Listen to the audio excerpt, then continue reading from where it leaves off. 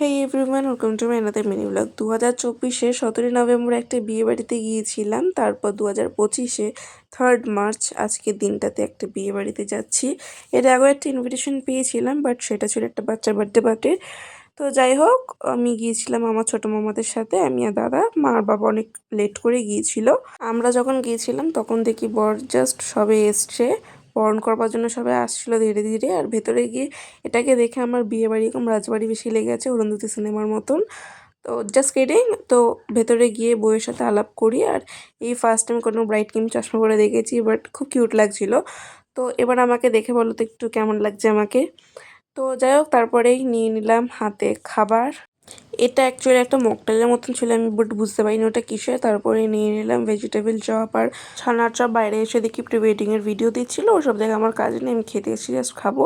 নিয়ে নিয়েছিলাম পাপড়ি চাট আর ফুচকা। কাবাবও ছিল, যেটা আমি খুব একটা খাই না, তাই একটাই খেয়েছিলাম।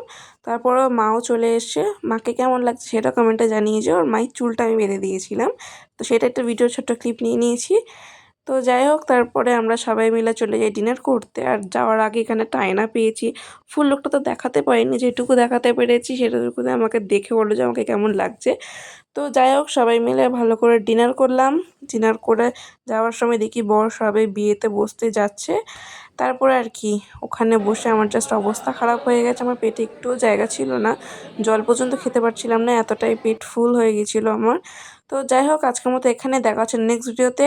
চ্যানেলটাকে সাবস্ক্রাইব করতে বলো না। টাটা।